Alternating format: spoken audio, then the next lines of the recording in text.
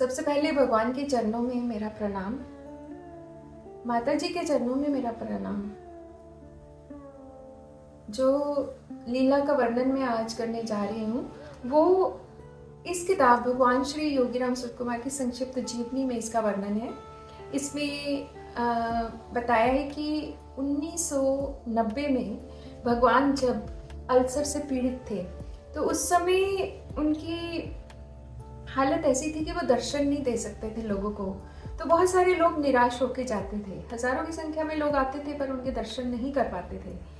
तो उसी दौरान वहाँ पर एक अमेरिका से एक महिला आई और वो भी काफ़ी निराश हुई, लेकिन उसको ना बहुत ज़्यादा रोना आ रहा था कि मैं भगवान के दर्शन नहीं कर पा रही। तो वो विनती कर रही थी कि मुझे भगवान के एक बार दर्शन करने दो। तो फिर उसने बताया कि जब उससे पूछा कि क्यों आप इतना क्यों रो रहे हो, क्या हुआ क्या है, तो उसने बताया कि बहुत समय पहले वो न्यूयॉर्क में एक अस्पताल में दाखिल थी। तो उसको पता चला कि उसको कैंसर हुआ था और उसके पास कुछ महीने बाकी थे जीवन के। तो उसने सोचा कि मैं भारत जाऊंगी और वहाँ पर जो भगवान श्री रमन का आश्रम है वहाँ पर मैं थोड़ा समय बिता के आऊंगी। भगवान श्री रमन उस समय शरीर में नहीं थे। तो वो यहाँ पर आई। तो जब वो वापस जाने लगी तो किसी ने उसे कहा कि आप योगी राम सुरतकुमार के दर्शन करके जाओ। तो वो सन्निधि स्ट्रीट हाउस में भगवान श्री योगी राम सुरतकुमार के पास पहुंचती है और वो वहां जाकर बैठ जाती है। उसके मन में इच्छा हो रही थी कि भगवान उससे बात करें और उससे पूछे, लेकिन भगवान बिल्कुल शांत चुपचाप बड़े गंभीर बैठे रहे। उन्होंने कोई बात नहीं की उससे। तो और भगवान से ऐसा नहीं था, जब भगवान पूछते थे तभी उनसे कोई बात कर सकता था। फिर वो बड़ी निराश हुई। तो हताश होकर जब वो उठने लगी तो उसको लगा कि भगवान सिर्फ सिगरेट पी रहे हैं और मेरी ओर बिल्कुल ध्यान नहीं दे रहे हैं। तो जब वो जाने लगी तो भगवान ने उसे कहा कि ये लो, ये एक सेब उसको प्रसाद के रूप में दिया और बोला कि इसको आपको खाना है। तो वो अनमने मन से वहाँ से उठ के आगे की कोई बात तो हुई नहीं मेरी, लेकिन उसने रास्ते में जब वो वापस जा रही थी तो उसने उस प्रसाद को लिया।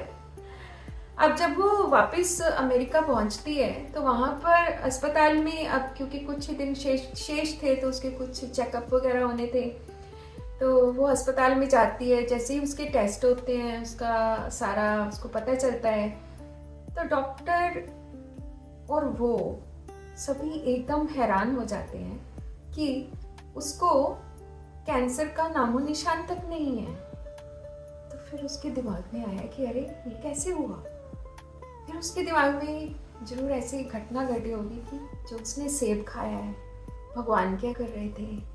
कितनी कितनी सुंदर है ये वर्णन कि वो भगवान के पास गई, वहां जाके बैठ गई।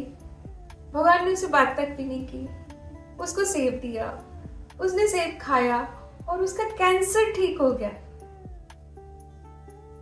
कितना ज्यादा मन को अविश्वसनीय लगता है। तो इसमें जो मेरे को जो इसमें की पॉइंट्स नजर आते हैं, एक तो कि भगवान सर्वज्ञ हैं, भगवान को सब पता है, भगवान को हमारा भविष्य पता है, भगवान को हमारा भूत पता है, भगवान को हमारा वर्तमान पता है। हमारे साथ क्या हो रहा है हमें कहने की भी जरूरत नहीं है, लेकिन हमें भगवान की प्रेजेंस में तो जाना पड़ेगा ना। अब मन में तो एकदम से ये हमारा जो दिमाग है छोटा सा, ये फटाफट बोलता है भगवान तो इस समय शरीर में है नहीं, तो अब कैसे जाएंगे प्रेजेंस में। तो यहाँ पर माता जी की कही हुई बात जो है, भगवान ने जो कही हुई बात है, उसी बात से जो मुझे समझ आया है कि जब हम नाम जपते हैं तो नाम भी उसी समय वही होता है। तो जब हम भगवान का नाम जपेंगे तो भगवान की प्रेजेंस वही है। इसका मतलब क्या हुआ कि जब हम नाम जपते हैं तो भगवान की प्रेजेंस वहां पे है। उस जपने से ही भगवान को सब कुछ हमारा पता होता है, हमें उनको कुछ भी बताने की ज़रूरत नहीं पड़ती है। तो नाम जपना जो है, हम कहीं भी हो, जो भी स्थिति हमें भगवान ने दी है, उस स्थिति में रहते हुए अगर हम नाम जप करते रहते हैं, भगवान के नाम का नाम जप करते रहते हैं, तो भगवान वही है, वही उनकी प्रेजेंस है। और प्रेजेंस ही काफ़ी है। उसने कुछ भी नहीं बताया और सब कुछ पता चला भगवान को, और भगवान ने उसका कैंसर भी ठीक कर दिया था। तो ये एक घटना काफ़ी कुछ बताती है कि नाम जपना कितना इम्पोर्टेंट है हमारी लाइफ में। हमें पता नहीं होता जब मुसीबत आती है कि हमें करना क्या है। तो भगवान का जो नाम है, जो उनकी करुणा थी कि उन्होंने अपना नाम दिया। अब गुरु का नाम जब हम जपते हैं, तो माता जी से थोड़े दिन पहले ही मैंने सुना, बड़ा ही सुंदर भाव था, तो इसलिए मैं उसको बताना चाहूँगी। उन्होंने बताया कि जब हम गुरु का नाम जपते हैं तो गुरु ब्रह्मा है, गुरु विष्णु है, गुरु साक्षात महेश्वर है। अगर सब कुछ गुरु में है तो गुरु का जब नाम जपते हैं तो वो सारे हमारे साथ आ जाते हैं। हमें उन सब का संरक्षण मिलता है, हमें उन सब हम उनकी शरण में हो जाते हैं, सबके ब्रह्मा विष्णु महेश की शरण में, माँ अम्बे की शरण में। क्यों? क्योंकि गुरु एक माध्यम है हमें इस विकारों से भरी हुई आत्मा जो हमारी है, इससे उस परम तत्व तक लेके जाने का, क्योंकि गुरु वहीं स्थित है। दूसरा इसमें जो पॉइंट मुझे नजर आता है कि जैसे भगवान की स्मोकिंग को लेकर, अगर मैं अपनी बात करती हूँ तो सच में ये था मेरे मन में कि जब मैंने भगवान की वीडियोस देखी शुरू में, अभी मेरा भगवान से परिचय नहीं हुआ था, लेकिन जैसे जैसे मैं उनके बारे में जानती थी तो जो वीडियो देखती थी तो उसमें वो स्मोकिंग कर रहे थे। तो मन में संशय, मन है, ये छोटा सा दिमाग है, डाउट से भरता है और आता था कि ये संत तो स्मोकिंग करते हैं, ये कैसे संत है। लेकिन जैसे जैसे माता जी के शरण में आई, माता जी से समझ आया कि उनके लिए वो स्मोकिंग नहीं थी, वो तो एक कर्मों का यज्ञ कर रहे होते थे। और इस घटना से उसकी पूरी पुष्टि होती है, क्योंकि जब वो महिला भगवान की शरण में आके बैठी तो उस समय भगवान सिर्फ स्मोकिंग करते जा रहे थे और बहुत गंभीर थे। कितना बड़ा सैक्रिफाइस किया उन्होंने, इस शरीर को जला रहे थे वो, क्योंकि स्मोकिंग जो है ये हमारे शरीर के लिए बहुत हानिकारक है।